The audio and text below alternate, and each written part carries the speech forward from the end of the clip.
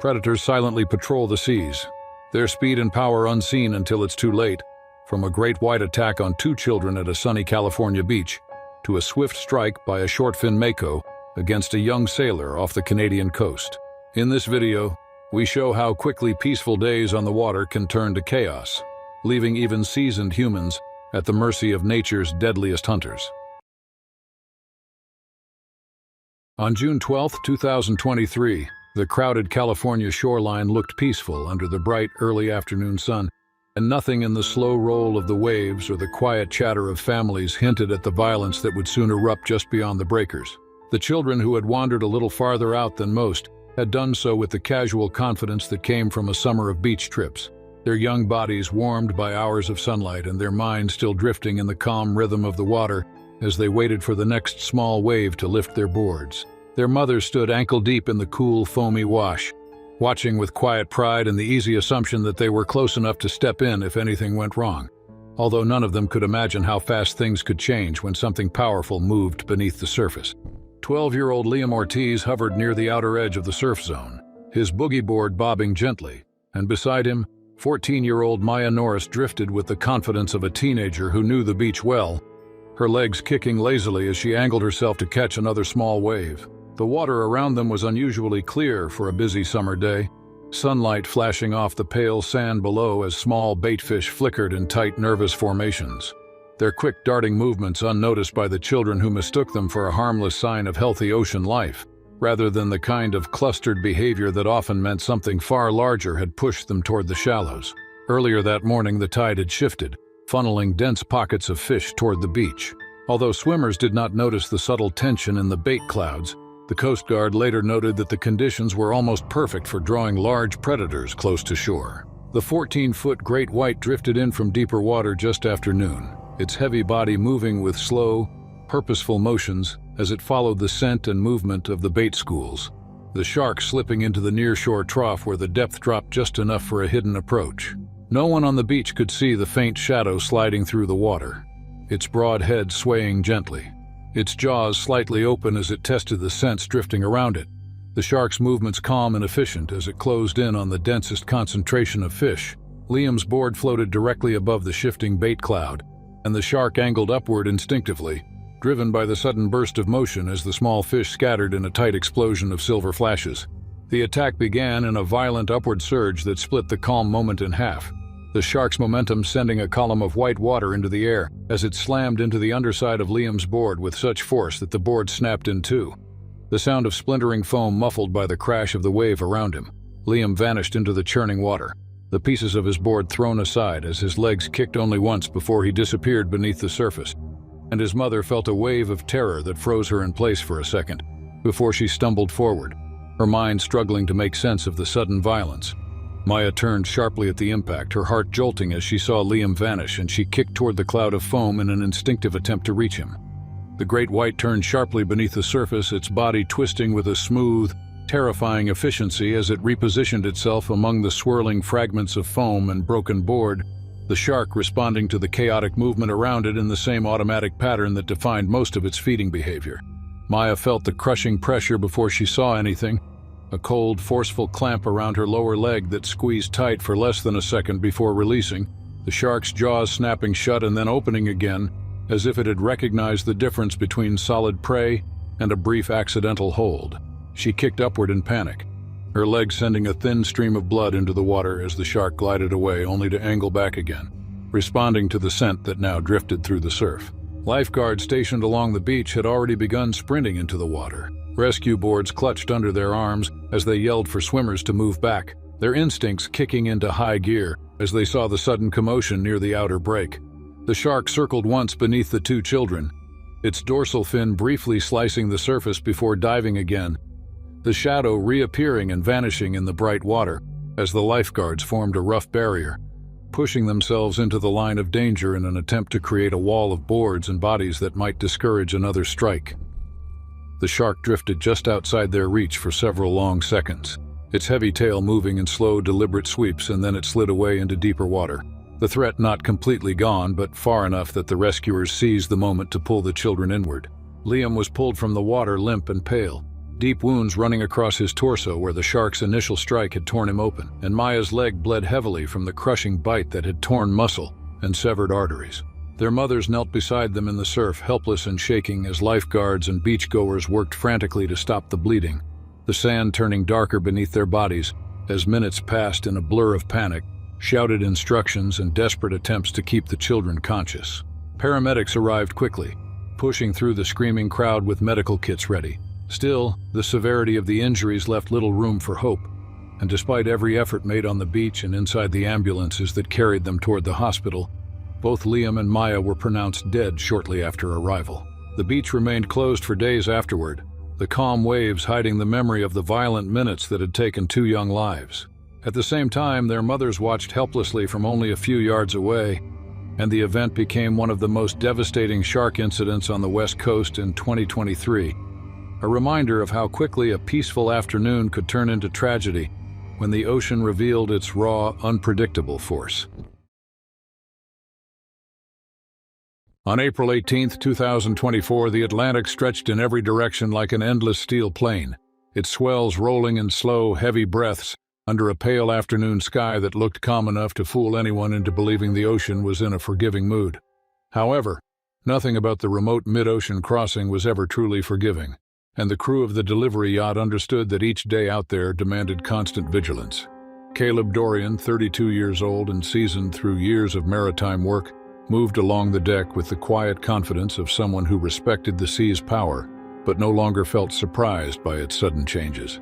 That mindset made what happened next feel even more unreal, because the danger that would soon engulf him rose not from towering waves or mechanical failure, but from a single loose hatch cover that snapped free when the yacht lurched over an unexpectedly steep swell. The heavy panel swung upward with violent force. It struck Caleb across the shoulder, sending him stumbling sideways. Before he could regain his footing, another jolt from the yacht's roll knocked him clean over the railing, his body plunging into the cold Atlantic with a heavy splash that the crew barely heard over the wind. For a moment, he tumbled through the chill water in disoriented silence, the world above him warping into shifting shapes as he kicked his way to the surface. When he finally broke through, gasping against the shock, he saw the yacht already drifting several yards away, its bow swinging wide as the helmsman struggled against the quick shift in the wind direction. The distance grew far faster than anyone expected. The boat caught in a stubborn crosswind that pushed it offline. And even as the crew scrambled to turn back toward him, Caleb found himself drifting alone in an expanding field of storm debris.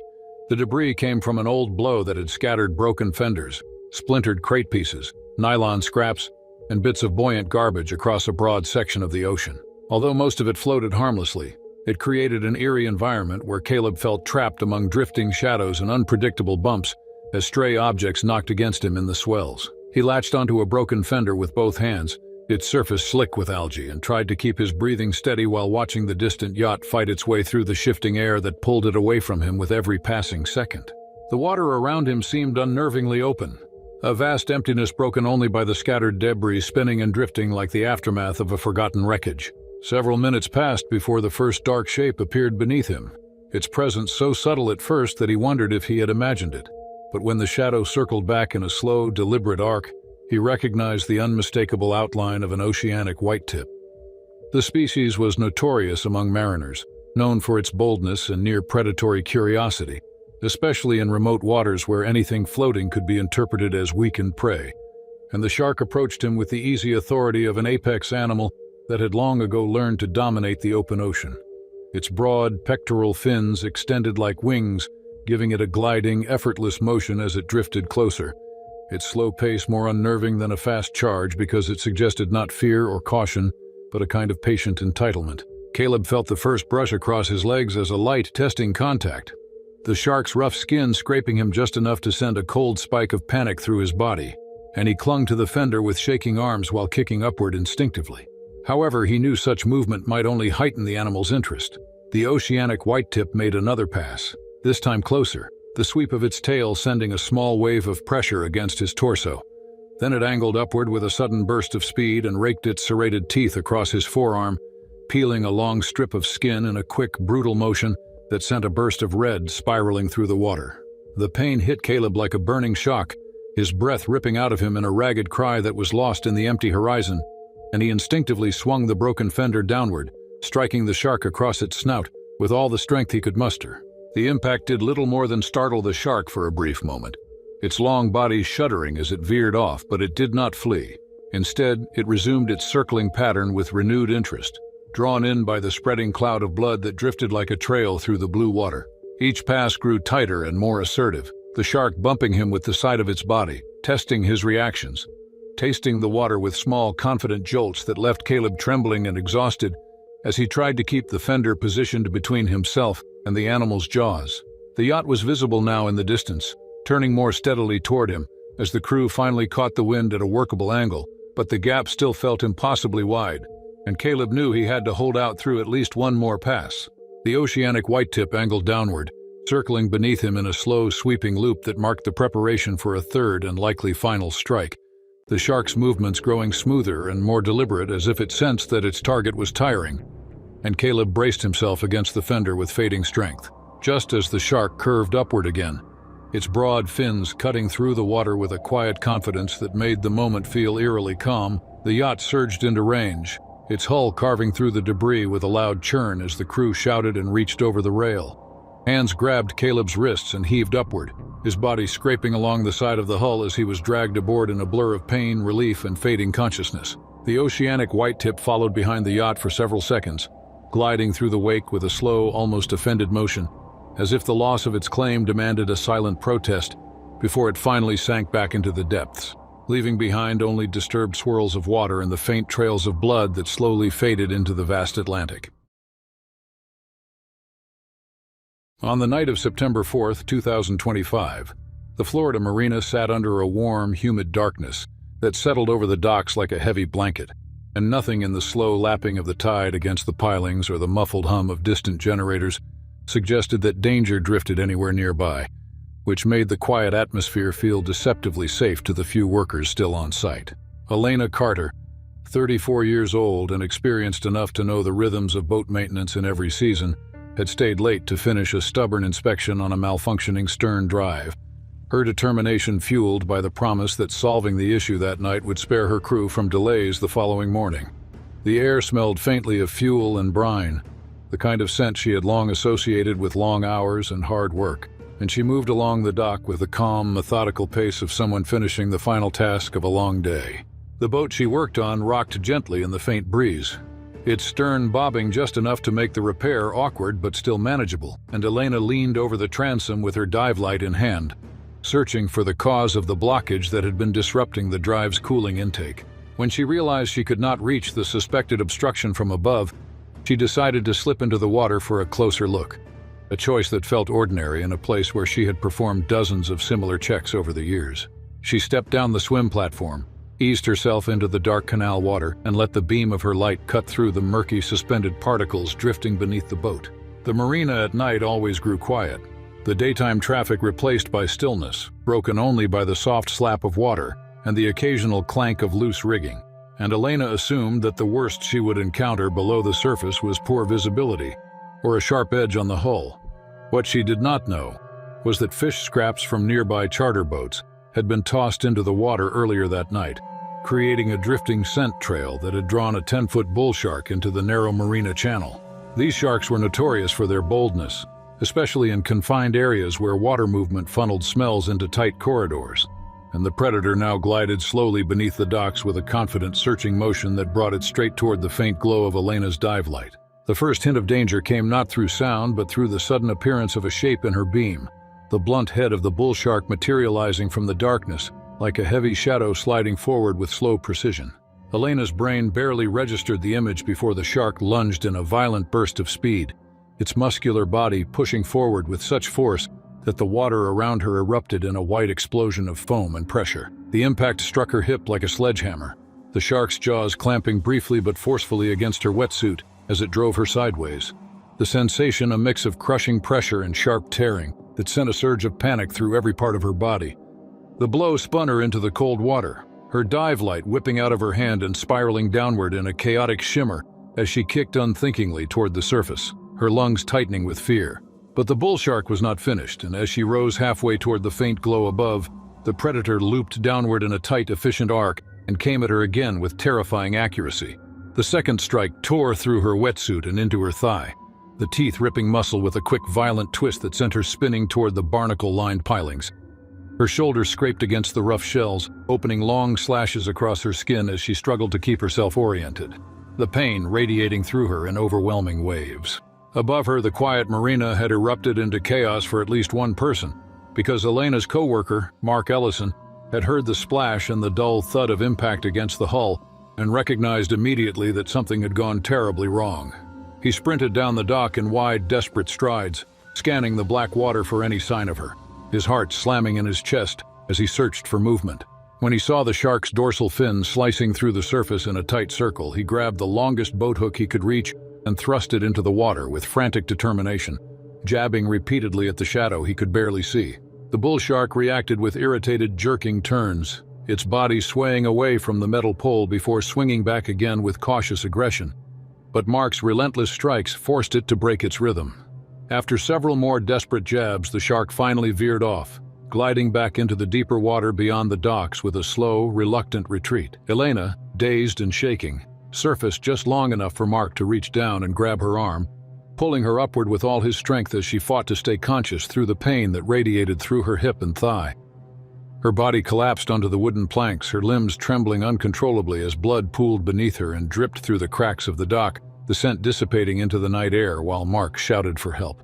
Elena's breath came in ragged waves, each inhale sharp and uneven, her mind flickering between awareness and the heavy pull of shock as the marina lights cast harsh reflections on the water below. The chaos on the dock lasted only minutes before emergency crews arrived, but the unnatural stillness that settled over the marina after the shark withdrew made the entire moment feel surreal, as if the water had already hidden the violence and returned to its quiet state, leaving no trace of what had occurred. Elena survived because the attack ended quickly and because help reached her before she slipped beneath the surface again.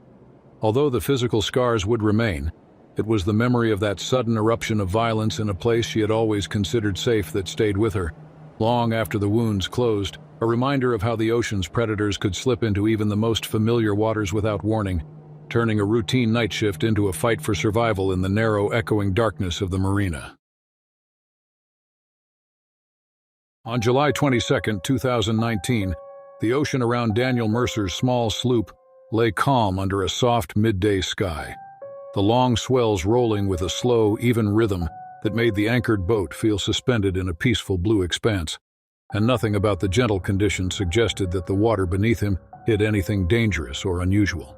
Daniel, 30 years old and seasoned from years of long-distance sailing, had faced far harsher circumstances on previous voyages, and the simple task of freeing a tangled anchor line felt trivial compared to the storms he had weathered, the difficult repairs he had improvised, and the crises he had resolved during past crossings.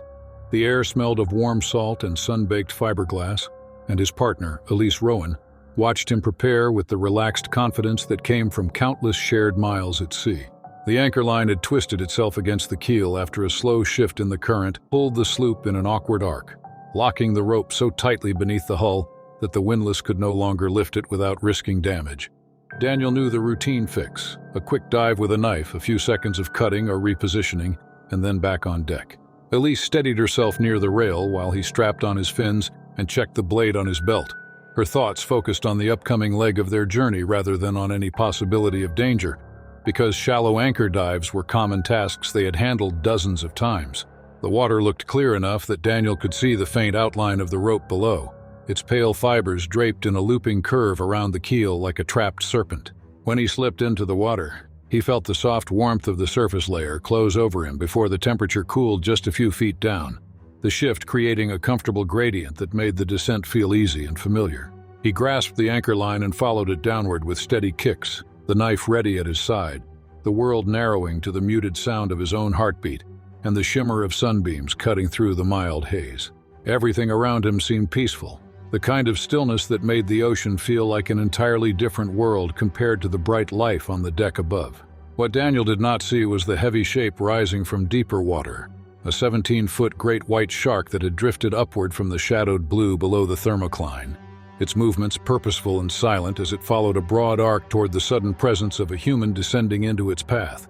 The shark had likely been patrolling the area for bait fish, cruising lazily through the deeper pockets where cooler currents carried drifting scents. When Daniel entered the water, he crossed unknowingly into the predator's upward trajectory. Great whites often attacked from below, using powerful bursts of acceleration to strike prey before it had time to react. And this shark responded to the silhouette above it with the same instinctive behavior, aligning its body beneath the descending figure and sweeping its tail in a sudden, explosive stroke. Daniel reached the twisted section of rope and braced himself against the keel, lifting the blade to cut the jammed fibers, his focus locked entirely on the mechanical task before him. A faint shift in pressure brushed across his legs, a subtle warning that never registered in his conscious mind, and the water around him darkened for an instant as the shark surged upward with immense speed. The impact struck him mid-torso with devastating force, folding his body backward as the great white's jaws closed around him. The violent burst sent a cloud of air bubbles exploding toward the surface, and the predator seized him in an unstoppable, instinct-driven attack. The shark twisted in a tightening spiral, dragging Daniel downward and into its own momentum. The motion a brutal combination of crushing pressure and rapid acceleration that left no possibility of escape. His knife slipped from his hand and tumbled toward the silt below, its silver edge catching a fleeting glint of sunlight before vanishing into the gloom. The great white shook once, a short, decisive movement meant to subdue prey, and then disappeared into the deeper blue.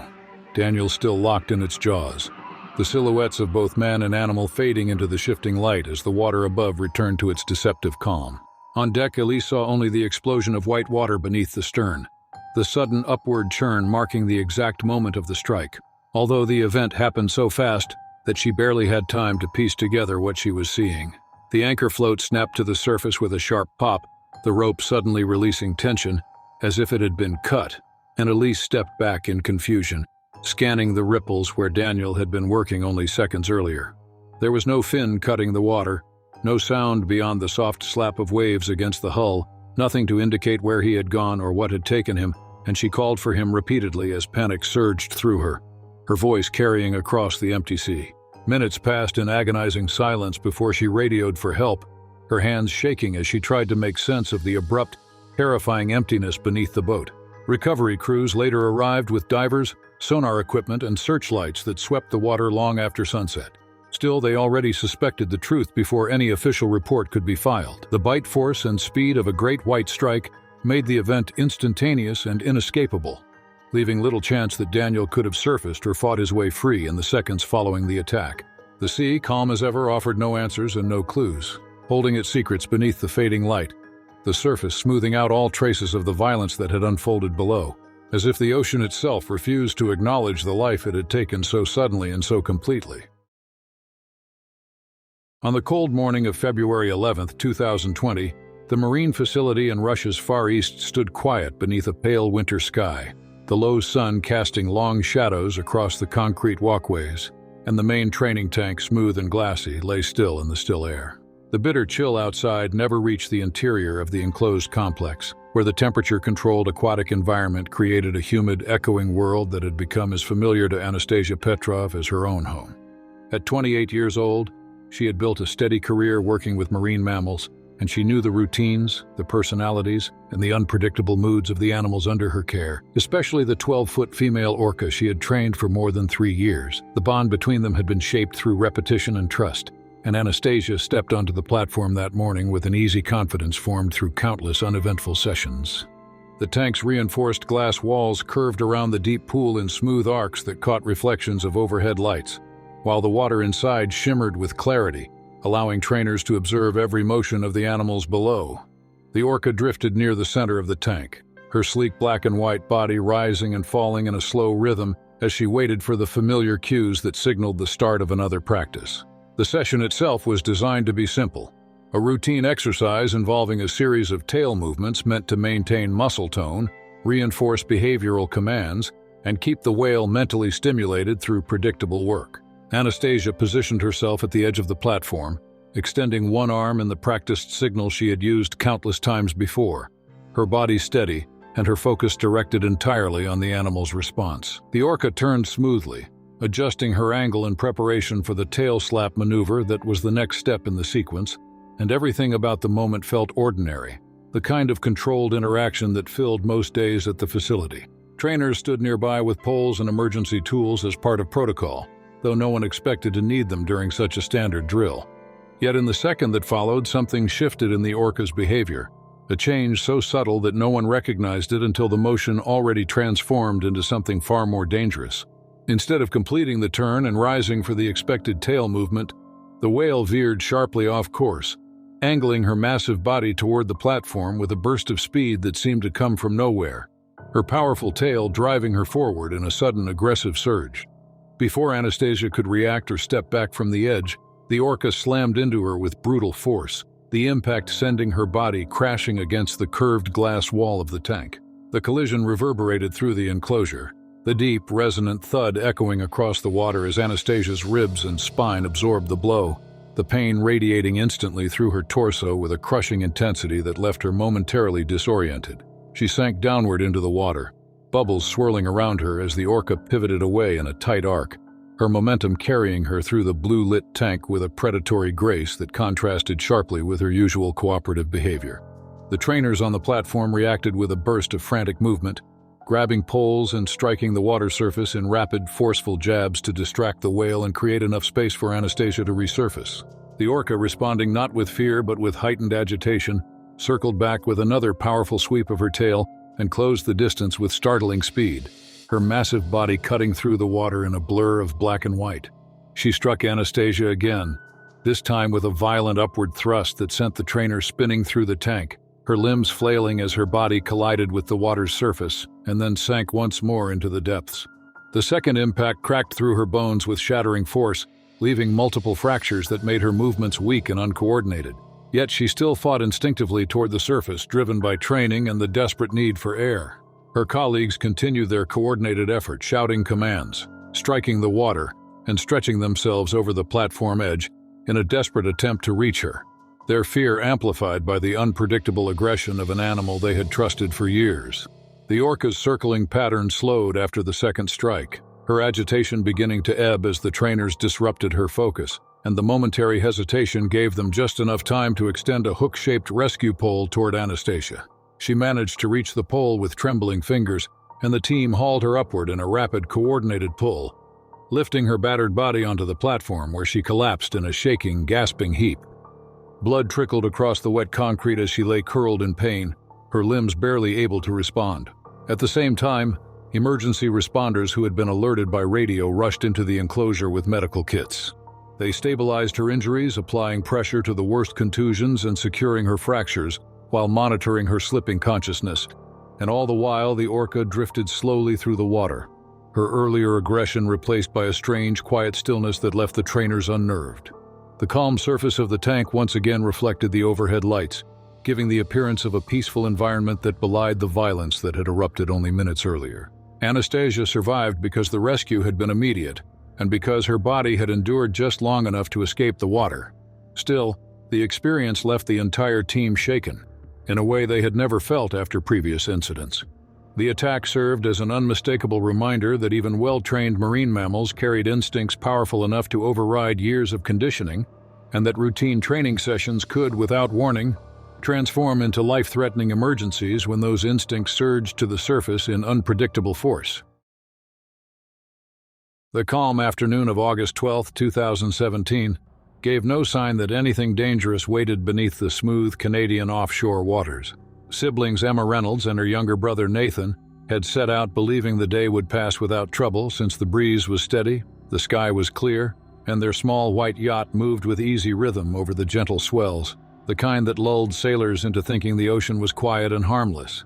Emma, 29 years old and confident at the helm after years of weekend sailing trips, adjusted the mainsail. At the same time, Nathan, 24 and always eager to film everything for his growing social media channel, captured the shifting patterns of light across the water, unaware that the calm surface masked the speed and unpredictability of the life moving far below him. For most of the afternoon, the pair enjoyed the slow drift northward, talking about future trips, tightening knots, checking small fittings, and feeling fully safe, since they were well clear of any storm systems, and the forecast promised nothing more than steady winds and mild currents. The trouble began when a sudden gust rolled off the open Pacific, stronger than anything they had felt all day, hitting the yacht at an angle that caught the loosened edge of a sail Nathan had been preparing to secure. The quick snap of canvas startled him as it flapped and twisted with unexpected force, causing him to scramble toward the cleat before the sail whipped loose entirely. He moved too quickly, placing his weight on the slick edge of the deck without checking his footing first. The yacht tilted just enough for him to lose balance, sending him sprawling sideways with a sharp cry that cut through the wind a moment before he toppled into the cold water, plunging beneath the surface with a splash that broke the calm that had held all afternoon. Emma spun immediately, calling his name as she grabbed the coiled safety rope. Still, her brother resurfaced a few meters from the hull, coughing and kicking hard, trying to keep his camera from sinking even though it slipped from his fingers and vanished beneath him.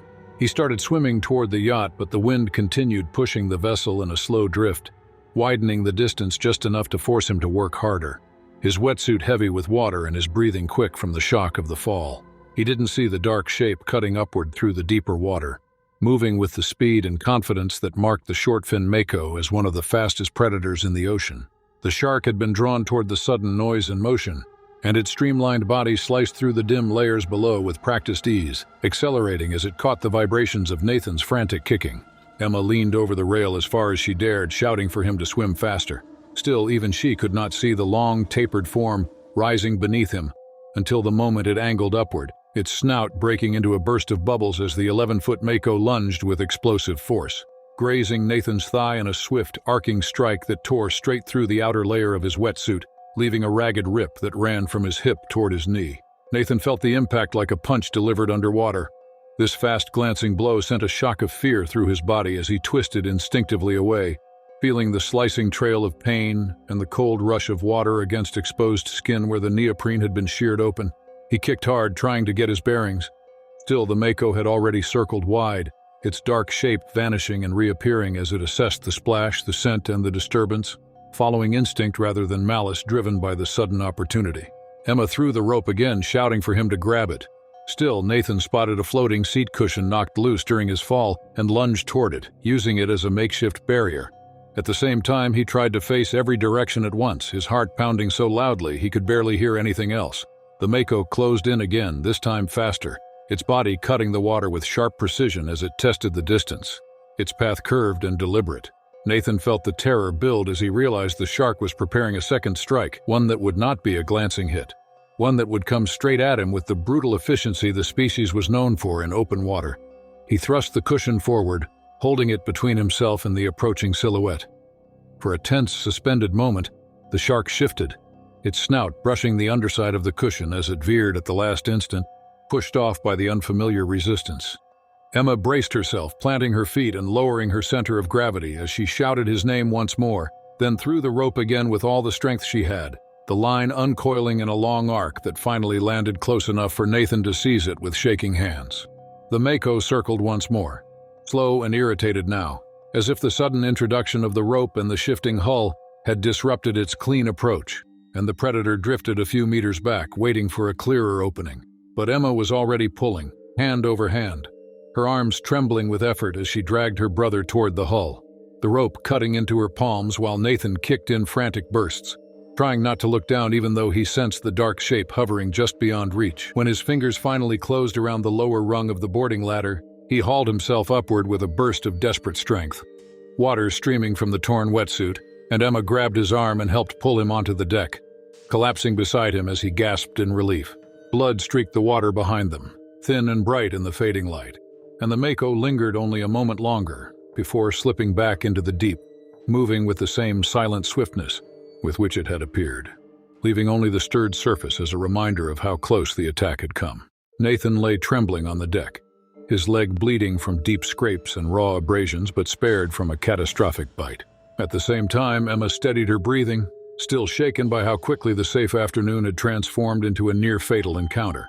As the yacht drifted on and the wind eased around them, both siblings understood with chilling clarity how fast the open ocean could shift from calm and beautiful to merciless and predatory, and how narrow the line between survival and tragedy had been in those long, harrowing minutes.